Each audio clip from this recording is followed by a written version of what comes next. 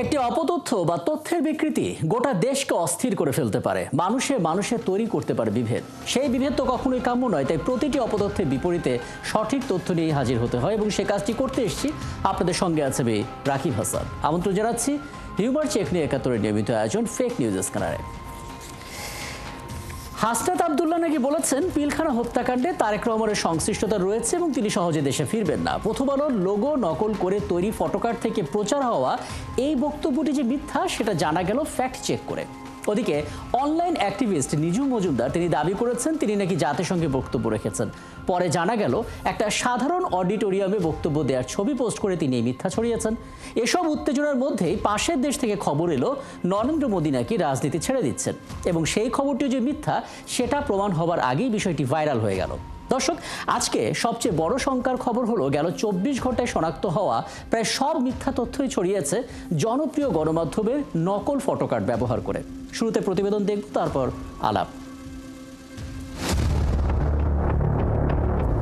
জাতীয় নাগরিক পার্টি দক্ষিণাঞ্চলের মুখ্য সংগঠক হাসনাত আব্দুল্লাহ বিশেষ সাক্ষাৎকারে নাকি বলেছেন পিলখানা হত্যাকাণ্ডে তারেক রহমানের সংশ্লিষ্টতা রয়েছে, এত সহজে দেশে ফিরবেন না তিনি। প্রথম আলোর ফটোকার্ডে এই পোস্ট ছড়িয়েছে উত্তেজনা। পরে রিউমার স্ক্যানার টিমের অনুসন্ধানে জানা যায় খবরটি মিথ্যা।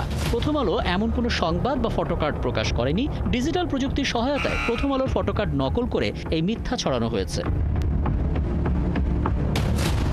ওদিকে চট্টগ্রামের বাঁশখালীতে জামাতের সম্মেলনে বিএনপির হামলা এমন শিরোনামে জাতীয় দৈনিক জনকণ্ঠের ফটোকার্ড ফেসবুকে ভাইরাল। তবে অনুসন্ধানে জানা যায় খবরটি মিথ্যা। জনকণ্ঠ এমন কোনো ফটোকার্ড বা সংবাদ প্রচার করেনি এবং সাম্প্রতিক সময়ে চট্টগ্রামের বাঁশখালীতে এমন কোনো সংঘর্ষের ঘটনাও ঘটেনি। সম্প্রতি এই পোস্টটি ভাইরাল, যেখানে দাবি করা হয়েছে জামাত ইসলামী আমির ডাক্তার শফিকুর রহমান নাকি বলেছেন চুমু খাওয়া দোষের কিছু না, এতে হৃদরোগের ঝুঁকি কমে যায়। এই পোস্টটিতে আবার দৈনিক কালের কণ্ঠের লোগোও বসানো হয়েছে। পরে সত্যিটা বেরিয়ে এলো ফ্যাক্ট চেক করে। জানা গেল এমন কোনো মন্তব্য বাংলাদেশ জামাত ইসলামীর আমির করেননি এবং কালের কণ্ঠ এ সংক্রান্ত কোনো ফটোকার্ড বা সংবাদ প্রচার করেনি। এর মধ্যে নিজেকে হাসির পাত্র বানিয়ে ফেললেন অনলাইন অ্যাক্টিভিস্ট নিজু মজুমদার। ফেসবুকে নিজের পেজে একটি ছবি দিয়ে দাবি করেন তিনি সুইজারল্যান্ডের জেনেভাতে জাতিসংঘের প্রেস ক্লাবে অন্তর্বর্তীকালীন সরকারের বিরুদ্ধে বক্তব্য দিয়েছেন। পরে সত্যিটা বের করে আনলো রিউমার স্ক্যানার টিম। জানা যায় নিজু মজুমদার জাতিসংঘের কোনো প্রেস ক্লাবে বক্তব্য দেননি, বরং একটি স্বাধীন প্রেস ক্লাবে একটি সংগঠনের সংবাদ সম্মেলনে কথা বলেছিলেন তিনি। এখানেই শেষ নয়। সম্প্রতি ভারতীয় গণমাধ্যম টাইমস নামের লোগো সংবলিত একটি ফটোকার্ডে দাবি করা হয়েছে ভারতের প্রধানমন্ত্রী নরেন্দ্র মোদী নাকি আগামী ১৬ই সেপ্টেম্বর রাজনীতি থেকে অবসর নেবেন। তবে ফ্যাক্ট চেক করে জানা গেল টাইমস নাও এমন কোনো সংবাদ বা ফটোকার্ড প্রচার করেনি, বরং গণমাধ্যমটির লোগো ব্যবহার করে ভুয়া এই দাবিটি প্রচার করা হয়েছে। দর্শক, আজ ৫টি অপতথ্যের ফ্যাক্ট চেক করতে গিয়ে আমরা দেখেছি প্রায় ৯০% ক্ষেত্রেই জনপ্রিয় গণমাধ্যমের ফটোকার্ড ব্যবহার হচ্ছে, ছড়িয়ে দেওয়া হচ্ছে প্রায় সবগুলো সোশ্যাল প্ল্যাটফর্মে। যারা এসব অপতথ্য ছড়াচ্ছে তাদের ফেসবুক প্রোফাইল বিশ্লেষণ করে দেখা যাচ্ছে এদের বেশিরভাগই হয় দেশের বাইরে থাকেন, নয়তো প্রোফাইল লক অথবা ফেক আইডি। রাকিব হাসান, ৭১। দর্শক, বিষয়টা নিঃসন্দেহে চ্যালেঞ্জিং ছিল, কারণ অনেকগুলো সংবেদনশীল অপতথ্যের মধ্যে থেকে আসলে বাছাই করে ৫টা অপতথ্য সেটাকে তুলে ধরে এবং সেগুলোর ফ্যাক্ট চেক করার পর কোন কোন জায়গা থেকে ছড়াচ্ছে সেগুলো আলাদা করে তুলে আনা। আমরা কথা বলতে চাই, এই মুহূর্তে আমাদের সঙ্গে আছেন নোয়াখালী বিজ্ঞান ও প্রযুক্তি বিশ্ববিদ্যালয়ের computer science and telecommunication engineering বিভাগের অধ্যাপক প্রফেসর আসাদুন নবী এবং আছেন নির্মাতা একই সাথে ওটিটি প্ল্যাটফর্ম চরকির প্রধান নির্বাহী কর্মকর্তা রেদন রনি। আপনাদের দুজনকেই স্বাগত জানাচ্ছি, ধন্যবাদ জানাচ্ছি, কৃতজ্ঞতা জানাচ্ছি আমাকে সময়টা দেওয়ার জন্য। এবং জনাব রেদন রনি, আপনাকে দিয়ে আলাপটা শুরু করতে চাই, কারণ আমরা দেখতে পাচ্ছি সত্যের সাথে মিথ্যা মিশিয়ে এমনভাবে বিশ্বাসযোগ্য করে অপতথ্যগুলো তৈরি করা হচ্ছে যে প্রান্তিক অঞ্চলের মানুষ যাদের হাতে স্মার্টফোন আছে বটে, কিন্তু যারা আসলে সত্য মিথ্যা আলাদা করতে পারছে না, তারা কিন্তু বিশ্বাস করা শুরু করেছেন। এবং আপনাদের মতো যারা সমাজে পরিচিত মুখ আছেন তাদের নামটা ব্যবহার করে প্রচুর ফেক অ্যাকাউন্ট এবং পেজ আমরা দেখেছি। রিউমারগুলো ওখান থেকে আসছে এবং অনেকে দায় আপনাদের দিচ্ছে। আপনার অভিজ্ঞতা জায়গাটা একটু শেয়ার করবেন সংক্ষেপে, একই সঙ্গে ইন্ডাস্ট্রিতে আপনার কলিগ যারা ভুক্তভোগী হয়েছেন ছোট করে তাদের অভিজ্ঞতা একটু জানাবেন আমাদেরকে। জি, এটা সিচুয়েশনটা তো খুবই ভয়াবহ, কারণ হচ্ছে যে যখন থেকে সোশ্যাল মিডিয়াতে আসলে মানুষের ইউজেসটা বাড়বে তখন তো কিছু স্বার্থান্বেষী মহল, কিছু ব্যক্তি তারা এটার সুযোগ সুবিধাগুলো নেওয়া অথবা এরকম প্রতারণার আশ্রয় নিয়ে তাদের তাদের কোনো একটা মানে মানে তাদের কোনো একটা বিষয় তারা আসলে এস্টাবলিশ করতে চাবে, সেটা পলিটিক্যালি বায়াসড হোক অথবা কারো ব্যক্তিগত স্বার্থে অথবা এরকম যে কোনো উদ্দেশ্যে এটা করতে পারে। আমার অভিজ্ঞতা খুবই তিক্ত, মানে ইনফ্যাক্ট আমার 2বার পুলিশের আশ্রয় নিতে হয়েছে, আইন শৃঙ্খলা বাহিনী আমাকে হেল্প করেছিল। একবার তো আমার নামে ফেক প্রোফাইল করে অনেকের কাছ থেকে টাকা নিচ্ছিল যে তারা অভিনয়ে চান্স পাবে অথবা তারা একটা লাইমলাইট পাবে এরকম করে। তো যখন আমাকে সোশ্যাল মিডিয়াতে আমার দর্শকরা আমাকে নক করছিল যে এরকম দেখতে পাচ্ছি, এটা কি সত্যি নাকি মিথ্যা এই সার্কুলারটা, তো আমি তো খুবই অবাক হয়ে গেলাম। দেন আইন শৃঙ্খলা রক্ষাকারী বাহিনীর সাথে আমার যোগাযোগ হলো, তারা আসলে তখন এই প্রতারককে কিন্তু ধরে ফেলে। এবং এই ঘটনা কিন্তু পুরোপুরি 2বার ঘটেছে, একবার না 2বার ঘটেছে, এবং এটা নিয়ে টিভি রিপোর্টও হয়েছে। তাহলে এটা আসলে কিভাবে হয়? আসলে এখানে হয়টা হচ্ছে যে মানুষ তো ফেক প্রোফাইল ক্রিয়েট করে, ফেক প্রোফাইল যে ক্রিয়েট করে এইটা কিন্তু একটা এখন প্রচলিত ধারণার মধ্যে সাধারণ দর্শক অথবা যারাই আসলে এইটার ইউজেস করেন তাদের কিন্তু এইটা এখন একটা সচেতনতার জায়গা ক্রিয়েট করতে হবে যে প্রোফাইল শুধু প্রোফাইল থাকে না, প্রোফাইল ফেক হতে পারে।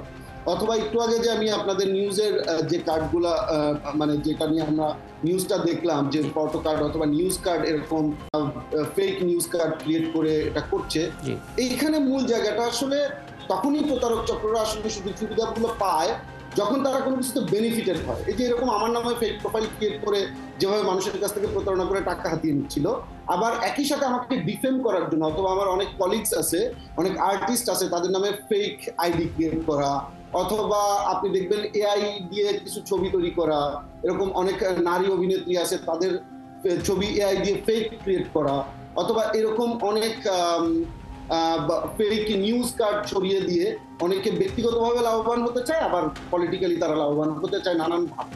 তো এই জায়গাটার অভিজ্ঞতা খুবই তিক্ত, যেহেতু অভিজ্ঞতা জিজ্ঞেস করেছেন, কিন্তু এটার থেকে পরিত্রাণের উপায়টা আমাদের খুব তাড়াতাড়ি বের করতে হবে, কারণ সোশ্যাল মিডিয়াতে এই ব্যবহারকারীর সংখ্যা কিন্তু দিন দিন বেড়েই যাচ্ছে এবং সাধারণ মানুষ কিন্তু সহজেই যেন শনাক্ত করতে পারে যে কোনটা আসল কোনটা নকল, সেটার বিষয়ে আমাদের আসলে বিস্তারিত আলোচনা এবং উদ্যোগটা খুবই প্রয়োজন। চমৎকার, আসলে আপনি পুরো ব্যাপারটা আসলে সুন্দর করে ব্যাখ্যা করলেন, সমাধানটাও আমরা খুঁজতে চাই। অধ্যাপক আসাদুন নবী, আপনার কাছে একটু আসতে চাই। আপনি নিজে আসলে একজন প্রযুক্তির মানুষ, প্রযুক্তি নিয়েই আপনি পড়াশোনা করান, এবং আপনার জায়গা থেকে একটা সমাধান কি হতে পারে এটা একটু জানতে চাই। কারণ উন্নত দেশগুলো আসলে গুজব চলে, আমরা দেখেছি মার্কিন নির্বাচনকে ঘিরে ডোনাল্ড ট্রাম্প যে কাজগুলো করছেন সেটা আসলে বাইডেনের করার কথা ছিল, এআই দিয়ে এমন একটা পরিবেশ তৈরি করা হয়েছিল, তারা সেখান থেকে বেরিয়ে আসতে পেরেছে। উন্নত দেশগুলো কি করছে যেটা আসলে আমরা করতে পারছি না, যেটা করতে পারলে সমাধানটা হতে পারতো, একটু জানাবেন আমাদেরকে। জি, থ্যাংক ইউ আপনাকে রাজীব ভাই। জি, আসলে ফেক নিউজ এটা আসলে কোনো কালেই কাম্য নয়। এটা আসলে ব্যক্তিগত, সামাজিক এবং রাষ্ট্রীয় পর্যায়ে বিভিন্ন প্রবলেম সৃষ্টি করে। তো আমি আসলে ফেক নিউজ নিয়ে ইদানিং কাজ শুরু করেছি, বিশেষ করে 5ই আগস্টের পরে, ফ্যাসিবাদের পরে, বিশেষ করে যখন ইন্ডিয়া বিভিন্ন ধরনের নিউজ ছড়াচ্ছিল বাংলাদেশের বিরুদ্ধে, তখন আমার ইচ্ছা ছিল যে আমি আসলে এই লাইনে কিছু কাজ করি। তো আমি আমার স্টুডেন্টদের এই ধরনের কাজ শুরু করেছি। এক্ষেত্রে মেশিন লার্নিং বিভিন্ন মডেল আছে, যে মেশিন লার্নিং বিভিন্ন মডেল দিয়ে আসলে আমরা কোন নিউজটা ফেক নিউজ এবং কোন নিউজটা রিয়েল নিউজ সেটা আমরা ডিফারেন্স করতে পারবো, হ্যাঁ, পার্থক্য করতে পারি আমরা, ঠিক আছে। এবং এছাড়া আমাদের যে কোন একটা যে সোর্স থেকে এই নিউজগুলো আসে সেটা আমরা এই মেশিন লার্নিং মডেল এবং এই মডেল দিয়ে আমরা আইডেন্টিফাই করতে পারবো যে আসলে কোন সোর্স থেকে এই ধরনের নিউজগুলো আসে, এবং সেই সোর্সগুলোকে আইডেন্টিফাই করে ওদেরকে আইনের আওতায় নিয়ে আসতে হবে। এছাড়া ফ্যাক্ট চেকিং টুল আছে, যেমন Google fact check, Snopes and Bangla fact check. এই সমস্ত প্ল্যাটফর্মের মাধ্যমে আমরা তথ্য জাস্টিফাই করতে পারি যে এটা কি অথেন্টিক নাকি এটা ফেক, হ্যাঁ, সেটা আমরা পার্থক্য করতে পারবো আমরা। এছাড়া আমার কাছে যেটা মনে হচ্ছে যে আমরা আসলে বিভিন্ন শিক্ষা প্রতিষ্ঠানে, স্কুল, কলেজ, ইউনিভার্সিটিগুলোতে মিডিয়া লিটারেসি, মানে আমাদের স্টুডেন্টদেরকে বোঝাতে হবে যে কিভাবে ফেক নিউজ আইডেন্টিফাই, কোনটা ফেক নিউজ কোনটা অথেন্টিক নিউজ, এই ধরনের জিনিস তাদেরকে শিখাইতে হবে। তখন তারা বুঝতে পারবে যে এই নিউজগুলো ফেক নিউজ, হ্যাঁ। এবং আমাদের দেশের মানুষ আসলে খুব ইমোশনাল, হ্যাঁ, তারা তথ্যকে জাস্টিফাই না করেই মানে ইমোশনালি তারা ছড়ায় দেয় যে আসলে যে এই জিনিসটা হয়েছে। আরেকটা জিনিস, আরেকটা মূল কারণ হচ্ছে যে 1 আগস্টের পরে একটা গ্রুপ তৈরি হয়েছে যারা আসলে দেশের মধ্যে একটা আনরেস্ট জিনিস তৈরি করতে চায়, আনরেস্টিশন তৈরি করতে চায়। তখন এই জন্য এরা আসলে এআই টুলস ইউজ করে, হ্যাঁ, বিভিন্ন মানুষের ছবি বিকৃত করে, মানুষের নতুন ছবি তৈরি করে, কিংবা নতুন নিউজ বানিয়ে তারা বিভিন্ন সোশ্যাল মিডিয়া যেমন ফেসবুক, টুইটার। আমরা দেখলাম মানে এটা হিসেব করে দেখা যাচ্ছে শুধুমাত্র যে মাসটা আমরা ফেলে এসেছি মার্চ মাসে, সেখানে 298টা আসলে ভুল তথ্য শনাক্ত করা গেছে শুধুমাত্র এই 4টা বড় সোশ্যাল মিডিয়াতে। আমি এখান থেকে আলাপে আবারও আসবো। আমি একটু জনাব রেদওয়ান আপনার কাছে একটু আসতে চাই, মানে যেই বাস্তবতার মধ্য দিয়ে আপনারা যাচ্ছেন, মানুষের সচেতনতার জায়গাটাকে আপনারা শক্ত করার চেষ্টা করছেন বুঝতে পারছি। এর বাইরে আসলে রাষ্ট্রের পক্ষ থেকে করণীয় কি হতে পারে? কোনো আইডিয়া, কোনো প্রত্যাশা, কোনো প্রস্তাব যদি আপনি দিতে পারেন। জি, আমার প্রত্যাশার জায়গাটা থাকবে কি, যে দেখেন, মত প্রকাশের স্বাধীনতা একটা বিষয়, আর একটা হচ্ছে মত প্রকাশ করতে যে ফেক মানে বা কোনো একটা কিছু ছড়ানো, সেটা তো ভয়াবহ। এবং সবচেয়ে বড় কথা যে যখনই একটা আরেকটা মানুষের ডিফেম করা শুরু করে, যে ব্যক্তিগতভাবে ডিফেম করা শুরু করে ব্যক্তিগত স্বার্থের কারণে, সেখানে কিন্তু আসলে রাষ্ট্রের ভূমিকাটা অবশ্যই একটা গুরুত্বপূর্ণ ভূমিকা। কেন, ধরেন কোনো সেলিব্রিটি অথবা সেলিব্রিটি ছাড়াও যদি আমি বলি যে পলিটিক্যাল লিডার, সেও সেলিব্রিটি, সেটা ছাড়াও সাধারণ একটা মানুষ শত্রুতা বশত যদি আরেকজন সাধারণ মানুষকে নিয়েও যদি এরকম করে, তাহলে এটার প্রোটেকশনটা কিভাবে হবে? আমি মনে করি যে খুবই সহজে যেন আমি কমপ্লেইনটা কোথাও দিতে পারি, এরকম টুলস কিন্তু আসলে, অথবা এরকম ওয়েবসাইট অথবা এরকম অ্যাপস একটা রাষ্ট্রের জায়গা থেকে আসলে জনসাধারণের জন্য তৈরি করতে হবে, যাতে আমি সহজে, যেহেতু এটা পুরো ব্যাপারটা ঘটছে ডিজিটাল মিডিয়ামে, তাহলে আমি যদি দেখি আমাকে কেউ ফেক করে অথবা আমাকে ডিফেম করে অথবা কারো এটা উদ্দেশ্য প্রণোদিত ভাবে যখন কেউ সোশ্যাল মিডিয়ায় কিছু ছড়াচ্ছে, তাহলে আমি কোথায় কমপ্লেইন করব? এবং এইসব প্রোফাইল দেখবেন যে অনেক সময় অনেক ফলোয়ারও হয়ে থাকে, যাতে শুধুমাত্র ফেসবুকে কিন্তু আমি রিপোর্ট করলে এটা সমাধান পাওয়া যায় না। তার মানে রাষ্ট্রের কাছে আমাকে জানাতে হবে যে কেউ একজন আমার ক্ষতি করছে, আমি তো একটা রাষ্ট্রের নাগরিক এবং আমাকে প্রোটেকশন দেওয়ার তো দায়িত্ব আসলে রাষ্ট্রের। এই যে জানানোর যে উপায়, মানে সময় থাকলে আলাপটা দীর্ঘ করতাম। এখানে দুটো পয়েন্ট আসলে আলোচনায় আসলো। যে লিটারেসি, সেই ডিজিটাল লিটারেসি জায়গাটা থাকবে, রাষ্ট্রের কিছু দায়িত্ব আছে এবং প্রান্তিক অঞ্চলে আসলে ধারাবাহিকভাবে এই সচেতনতার জায়গাটা তৈরি করার কথা। কিন্তু আমরা গণমাধ্যম কমিটি আসলে একটা সমাধান খুঁজছি, কারণ আমাদের গণমাধ্যমের যে ফটোকার্ড সেটা নকল করে যেভাবে আসলে গুজবগুলোকে ছড়ানো হচ্ছে, সেটা সত্যিই শঙ্কার।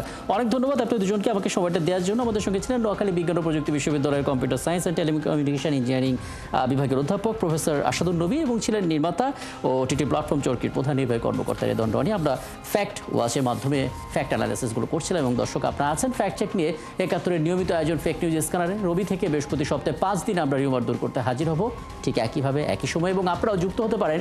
যে কোনো খবর যদি আপনাকে সংশয়ে ফেলে, সেটা একটি স্ক্রিনশট আমাদেরকে মেইল করতে পারেন।